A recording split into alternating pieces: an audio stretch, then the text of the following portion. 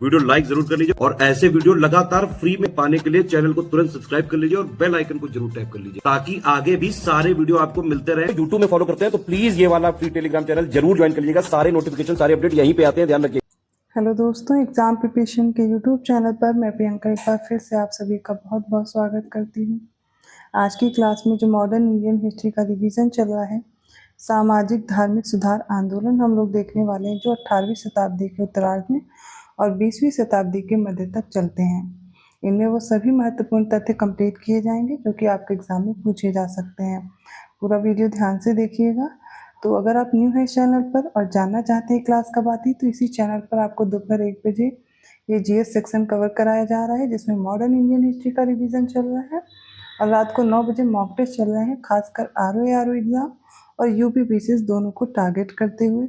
जो भी बच्चे न्यू हैं इनकी प्लेलिस्ट बनी हुई है चैनल पर, आप विजिट करेंगे मिल जाएगा, तो क्लासेस फॉलो कर सकते हैं खासकर आरओ के लिए। और जो बच्चे पेड कोर्स में इंटरेस्टेड हैं वो डिस्क्रिप्शन बॉक्स में दिए गए नंबर पर कांटेक्ट कर सकते हैं, व्हाट्सएप मैसेज कीजिए या फिर कॉल कीजिए, सारी जानकारी आपको दी जाएगी। एग्ज़ाम ओरिएंटेड पूरा कंटेंट है, इसके अलावा कुछ भी तैयार नहीं करना है। जितना जैसे दिया जा रहा है जिस टारगेट के साथ सिर्फ उतना कंप्लीट कर लीजिए और आसानी से एग्ज़ाम क्वालिफाई हो जाएगा।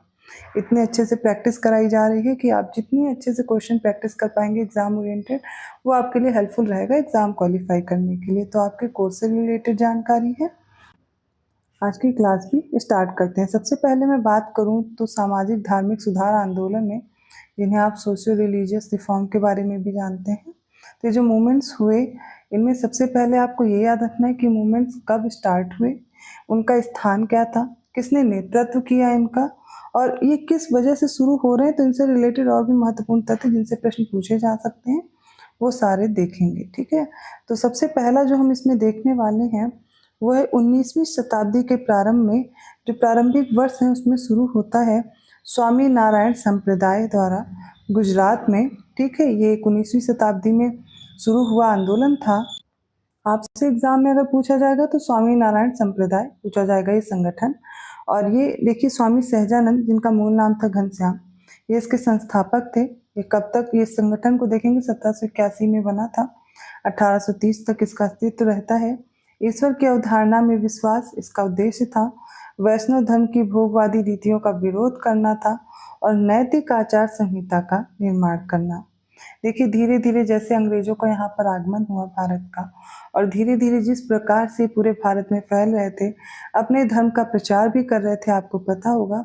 इसलिए जो भारतीय थे, जो शिक्षित भारतीय थे, वो चाहते थे जो हमारे यहाँ का जो धर्म है उसको ही हम फिर से पुनर्जागृत करें, लोगों को हम समझाएं कि इस मूर्ति में या पुरानी जो रीतियाँ फैली हुई हैं इनसे भी आगे बढ़ के हमारे वेद वेदांत, हमारे पुराण उपनिषद, उनमें ही इतना सारा ज्ञान है कि आप उनकी तरफ आगे बढ़ें और अपना क्या करें, जो सुधार है अपने अंदर वो किया जा सके। तो थोड़े बहुत सुधार करके वो अपने ही धर्म के बारे में समझा रहे थे। तो जो कुरीतियाँ फैली हुई थी उनको भी दूर करने का प्रयास भी इसी समय पर किया गया। तो 18वीं शताब्दी के उत्तरार्ध में और 19वीं शताब्दी के पूर्वार्ध में 1828 का समय है और मोस्ट इम्पॉर्टेंट ये आपको याद रखना है फैक्ट कि ब्रह्म समाज की स्थापना हुई थी। प्रारंभ में आत्मीय सभा थी, कलकत्ता में इसकी स्थापना होती है। अब देखिए इसमें सबसे पहले जो ये जो ब्रह्म समाज है ये 1828 में, आपको याद रखना है कलकत्ता में स्थापना हुई थी, सिर्फ इतनी चीज याद रखनी है। लेकिन बाद में क्या होता है, इसमें बंटवारा हो जाता है। जो 1828 में ब्रह्म समाज की स्थापना होती है वो किसने की, तो राजा राम मोहन राय ने की, इतना याद रहेगा। 1828 में कलकत्ता में राजा राम मोहन राय ने इसकी स्थापना की थी। बाद में क्या होता है, इसका विभाजन हो जाता है।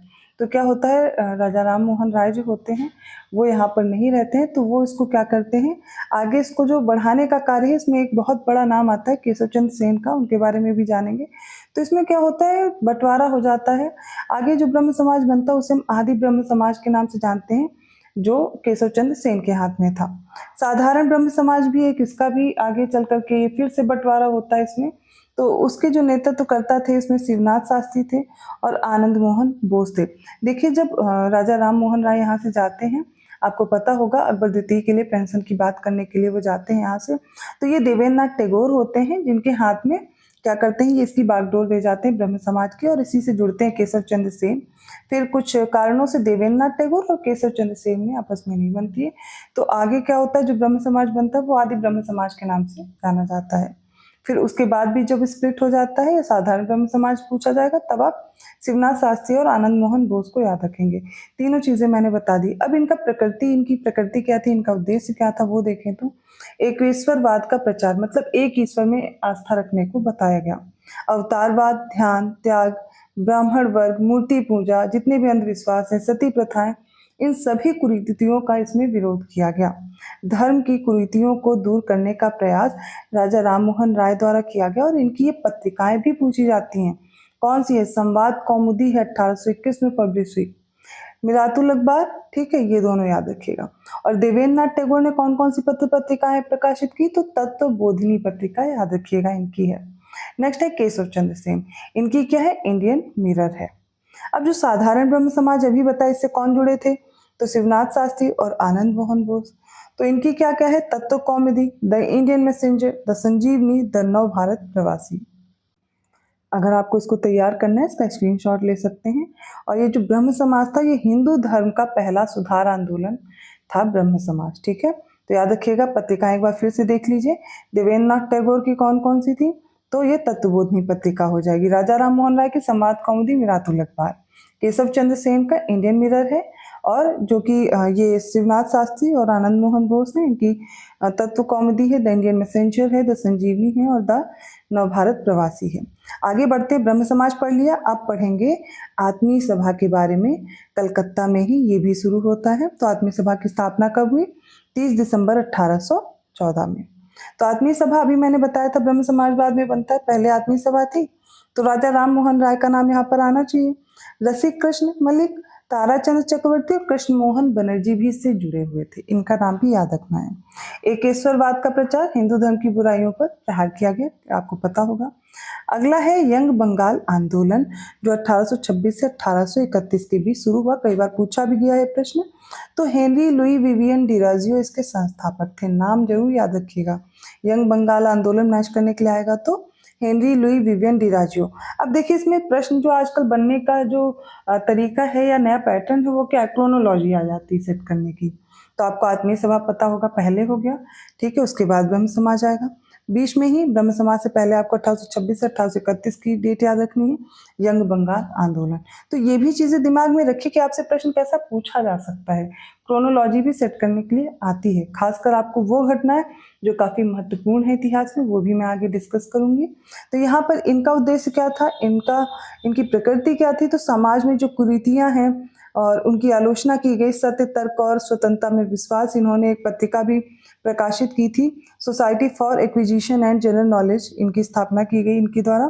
डिराजियो ने हेस्पेरस तथा द कलकत्ता लाइब्रेरी गजट का भी संपादन किया था। ये काफी समय तक इंडिया गजट से भी संबंधित रहे थे। प्रश्न अगर यहाँ से आता है तो याद रखिएगा, इनके बारे में कुछ और महत्वपूर्ण तथ्य हैं। यंग बंगाल आंदोलन के प्रमुख सदस्य दक्षिणारंजन मुखर्जी, राम गोपाल घोष, कृष्ण मोहन बनर्जी।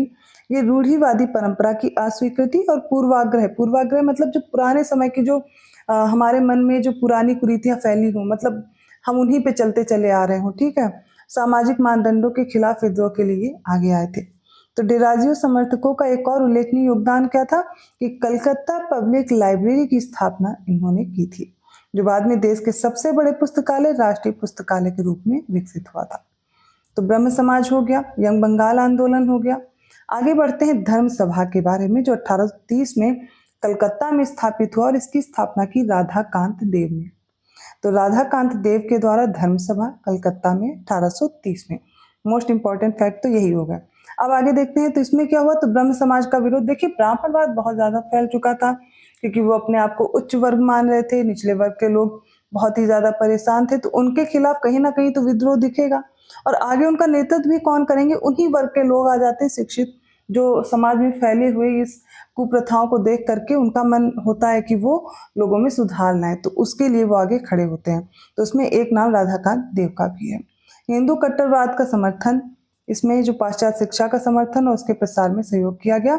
धर्म सभा, जो कि डिवाइन सोसाइटी है, इसका मुख्य पत्र बंगाली अखबार समाचार चंदिका था। जिसके संपादक कौन थे? तो भवानी चरण बनर्जी, जो कि स्वयं धर्मसभा के सचिव भी थे। अब दो आंदोलन और देखने वाले हैं 19वीं शताब्दी में। 1820 में स्थापित हुआ था। 1870 में ब्रिटिश सरकार ने इसका दमन कर दिया था। तो ब्रिटिश की दमनकारी नीतियों का शिकार हुआ था कौन सा आंदोलन? वहाबी आंदोलन। ठीक है, कौन सा है? वहाबी आंदोलन। तो रोहिलखंड में प्रारंभ हुआ था। काबुल, उत्तर पश्चिम सीमा प्रांत, बंगाल और मध्य प्रांत में कई शाखाएं इसकी खुली थी। उत्तर प्रदेश सीमा प्रांत में सिताना में इसके मुख्यालय की स्थापना 1850 में हुई थी। 19वीं शताब्दी के दौरान होने वाले वहाबी आंदोलन का मुख्य केंद्र पटना था। अभी तक तो वहाबी आंदोलन का आपसे मतलब डेट पूछ लिया गया, इसके बारे में कुछ और तथ्य है, लेकिन ये जो मुख्यालय है ये भी याद रखिएगा, इसका लोकेशन जरूर याद रखिएगा।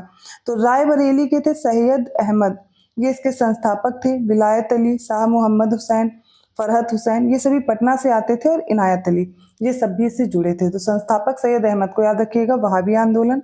ठीक है, जो वली उल्लाह के उपदेश और शिक्षाएं थी, इनको लोकप्रिय बनाने का प्रयास किया गया। इसमें अंग्रेजों का विरोध किया गया। सिखों से धर्म, युद्ध धर्म की व्यक्तिगत व्याख्या पर जोर दिया गया। दिलचस्प बात क्या है कि 1870 में जो भारतीय दंड संहिता में राजद्रोह शब्द है, जो राजद्रोह शब्द शामिल किया गया, यही आंदोलन उसके लिए जिम्मेदार था।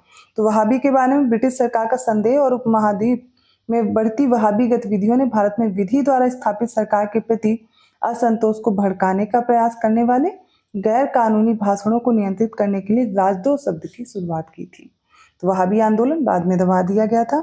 अगला है तयूनी आंदोलन, ढाका में शुरू हुआ 1839 में। ठीक है, तो करामत अली जौनपुरी इसके संस्थापक थे। शाह वली उल्लाह की धार्मिक शिक्षा प्रमुख आधार फराजी आंदोलन का इसमें विरोध किया गया। ठीक है, अब देखेंगे हम तत्वबोधिनी सभा के बारे में। 1839 में ये भी बनती है। ठीक है, तो तत्वबोधिनी कलकत्ता में देवेंद्रनाथ टैगोर के द्वारा। अभी हमने देवेंद्रनाथ टैगोर का और भी कहीं नाम देखा था, कहाँ पर? ब्रह्म समाज में। तो ब्रह्म समाज में आप देखते हैं आचार्य जो केशव चंद्र सेन थे, इनसे पहले कौन जुड़ते हैं? तो देवेंद्रनाथ टैगोर थे, राजा राम मोहन राय के साथ, जो ब्रह्म समाज को इसको संभालने का कार्य करते हैं। आगे किसके हाथ में आ जाती है बागडोर? तो आचार्य केशव चंद्र सेन के पास। फिर आगे फिर से बन जाता है अगला ब्रह्म समाज। तो ये सब हम लोग देख चुके हैं। अभी देवेंद्रनाथ टैगोर का नाम कहाँ पर आ रहा है? तत्वबोधिनी सभा में 1839 में इन्होंने इसको एस्टैब्लिश किया था। तो राजा राम मोहन राय के विचारों का समर्थन किया गया इसमें, और उसका प्रचार प्रसार हुआ। ठीक है, फिर आ जाता है नामधारी या कूका आंदोलन। कूकी आंदोलन अलग है, कूका अलग है। ठीक है, तो सिखों से संबंधित था। उत्तर प्रदेश सीमांत प्रांत भाईनी और पंजाब के लुधियाना जिले में स्थित जो लोकेशन है वहां पर था। इनके नेतृत्वकर्ता आपसे पूछे जाते भाई बालक सिंह और राम सिंह इसके संस्थापक थे। ध्यान ये रखना है डेट क्या दी गई है, 1841 से 1871। अगर मैच करने के लिए आएगा तो दिक्कत हो सकती है, याद रखेंगे। सिखों के सामाजिक और धार्मिक सुधार के प्रयास किए गए, भक्ति और शुद्धता पर बल दिया गया। नेक्स्ट है 1848 में student literary and scientific society. ठीक है, इसके बारे में भी देख लेंगे। स्थापना होती है सामाजिक प्रश्नों पर बहस, विज्ञान को लोकप्रिय बनाने का इसमें प्रयास किया गया, student literary and scientific society. अगला आ जाता है परमहंस मंडली। तो इसकी स्थापना बंबई में हुई, जाति बंधनों को दूर करने का प्रयास किया गया 1849 में। नेक्स्ट है रहनुमाई माइजत सभा 1851 में। पारसियों का धर्म सुधार आंदोलन था ये। इससे एस बंगाली जुड़े थे, दादा भाई नौरोजी भी जुड़े थे, फारदोन जी नौरोजी और अन्य लोग भी शामिल थे।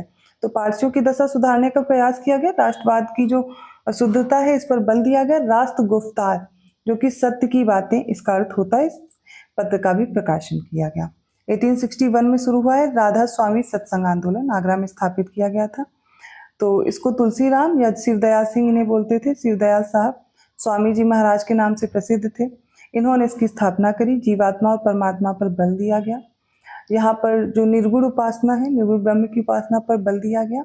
आत्मा तथा भक्ति के मिलन का मोक्ष प्राप्ति का साधन बता के, मतलब भगवान को साकार न बता करके अपनी आत्मा में या उन्हीं में प्रभु को देखने की, ये सारी इनकी शिक्षाएं थी। आप सभी को जो भी हिंदू धर्म से रिलेटेड उन्हें पता होगा। शराब और मांसाहार का विरोध किया गया। धर्म, शस्त्र, मूर्ति पूजा, तंत्र मंत्र, इन सभी का विरोध हो और सादगी पूर्ण जीवन पर बल दिया गया। ठीक है, अगला है वेद समाज, इंपॉर्टेंट है। 1864 में दक्षिण भारत का ये ब्रह्म समाज के नाम से जानते हैं। चेम्बेटी श्रीधरलू नायडू इससे जुड़े थे, इन्होंने इसकी स्थापना करी। वेद समाज 1864। तो वेद समाज ने जाति भेदभाव और अंधविश्वास, रूढ़िवादी हिंदू धर्म के आडंबरों के उन्मूलन के लिए काम किया। इसने महिलाओं की शिक्षा और विधवा पुनर्विवाह को बढ़ावा देने के प्रयास भी किए थे। तो विधवा पुनर्विवाह महिलाओं के लिए काफ़ी लोग आगे बढ़ करके आप देखेंगे, जैसे ईश्वर चंद्र विद्यासागर का नाम आता है, इसमें राजा राम मोहन राय भी हैं। आगे भी देखेंगे ज्योतिबा फुले वगैरह काफ़ी लोगों का नाम आएगा। इसके अलावा जो ब्राह्मणवादी विरोध हैं या फिर धर्म के लिए प्रचार प्रसार किया गया, सब चीज़ें हम देख रहे हैं। और जितना अभी तक मैंने कराया अगर समझ आया है, वीडियो अच्छा लगा तो लाइक ज़रूर कर दीजिए, चैनल को सब्सक्राइब कर लीजिए। अगला वीडियो फिर से देखना है इसके अगले पार्ट को तो बेल आइकन प्रेस कर दीजिएगा, नोटिफिकेशन आसानी से मिल जाएगा। आगे इसके अलावा जो भी हैं धार्मिक सुधार आंदोलन, वो अगली क्लास में कंप्लीट करूँगी। यहाँ तक जितना आपने देखा है उसको अच्छे से तैयार कर लीजिए, ठीक है। आपको क्लास कैसी लगी कमेंट करके ज़रूर बताइएगा। बाकी रात की आप क्लास फॉलो करते रहिए, मॉक टेस्ट चल रहे हैं उनको भी सॉल्व कीजिए। मैं मिलती हूँ अगली क्लास में, तब तक के लिए धन्यवाद। पेड कोर्स के लिए डिस्क्रिप्शन बॉक्स में नंबर है, आप उससे जानकारी ले सकते हैं।